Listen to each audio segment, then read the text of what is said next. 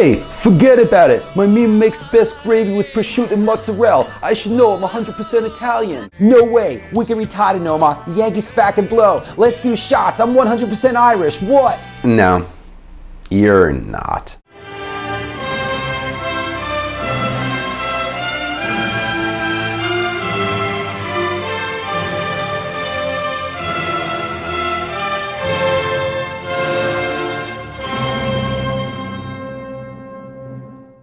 Hey guys, I'm Austin. Welcome to episode 2 of Douchebag America, where we highlight the F-holes, those are on violins, the idiots who make America great. And today, get your angry keyboard hands ready because we're talking about Irish and Italian Americans. I don't know what it is about these two subsets of American culture, but something inherent in there makes them perceive their heritage in a very exaggerated way. And typical of most people on this program, they're completely wrong. Firstly, let's get the nomenclature right. If you were born in Italy, moved to Italy and gained citizenship, or moved from Italy and have yet to gain American citizenship, you are an Italian American. Same goes for Ireland. Unless you were born in Italy and emigrated to here, you are not Italian American. You're an American of Italian descent. If you were born in Worcester, Mass and got like wicked 12 brothers, you are not Irish. You're an American of Irish descent. Yeah, and so are 36 million other Americans, so you're not special. Do you know how many shamrock tattoos there are on shoulders of 20-year-olds in Ireland? 0, not a one. And how many wife-beater-wearing, chain-brandishing Italians do you think there are in Italy? Well, north of Naples, 0, because they're both embracing false stereotypes. So let's talk a little bit about these cultural myths. The mispronunciation of Italian food items, dropping the vowel at the end of each word, is endemic to only one small section of Italy, basically from the toe and south. That's because that's where the Italian diaspora originated. It would be like me characterizing all Americans as illiterate, Bible-beating, gun-loving... What? I'm told that's true, so disregard that analogy. One of the curious aspects of both Americans of Italian and Irish descent is the inherent hypocrisy of both knee-jerk decrying these cultural stereotypes while simultaneously wholeheartedly embracing them. Italian anti-defamation leagues regularly criticize The Godfather, Goodfellas, The Sopranos for glamorizing Americans of Italian descent as being organized crime figures, yet the typical New York, New Jersey suburban male usually loves those movies because they're just like my family. So I guess this tattoo means SPQR. Are you going to the Palisades Mall later?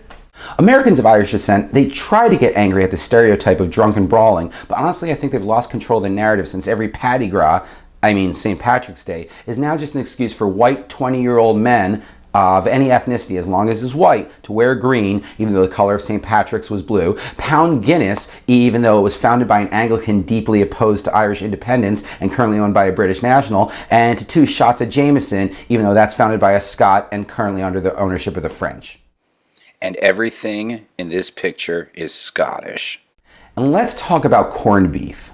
Corned beef was invented by the British, and to do so they dispossessed Irish farmers from arable land so they could sell the salted beef as an export, not for Irish consumption. And the current recipe is from 20th century New York Jews. So basically, you celebrate St. Patrick's Day by eating a literal instrument of the famine as interpreted by Eastern European emigres. Oh, and your Irish family crest? Yeah, they're English. There's nothing wrong with searching for identity and embracing like-minded individuals with whom you share a cultural affinity with, but the misappropriation by Americans of Irish and Italian descent seem to be the most uneducated. If you say, yeah, of course, I'm wicked Irish, I'm from Southie, then you better have an answer to whether De Valera betrayed Collins or was just being politically pragmatic. And if you say, forget about it, I'm full-blooded Italian, I'm from Jersey, you better have an opinion of how you feel about Garibaldi's chaplain being a Protestant. And most importantly, both of you better have a strong opinion on how you feel about the Eurozone. Otherwise, you're just being a cultural tourist. No need to be ashamed of being a tourist, but do not misconstrue several generations' separated lineage as inclusion into a culture whose language and idiosyncrasies you don't understand. And here's why this cultural ignorance, while not dangerous, is at least insulting. A couple of years ago, Rory McIlroy won the Masters, and after the 18th hole, the police parted the crowd so he could make way to the clubhouse to get his ruby slippers. A functionally retarded fan threw a Republic of Ireland flag at him, and McIlroy, by the time the camera had turned, had shed it from him. That's because McElroy is from Northern Ireland and not the Republic. And before you spout off some 26 plus 6 equals 1 sloganeering, note that McElroy was born way after the Troubles, and this most likely American fan was applying his perceived politics or ignorance to a situation in which he should not be interjecting. This was not a little covered incident either. Literally dozens of news outlets worldwide took to this story and issued a lengthy analysis of it. McElroy himself has made it very clear that he's not narrowly defined by the religious and political conflicts of prior generations. He is a communion-receiving Catholic in the Protestant North.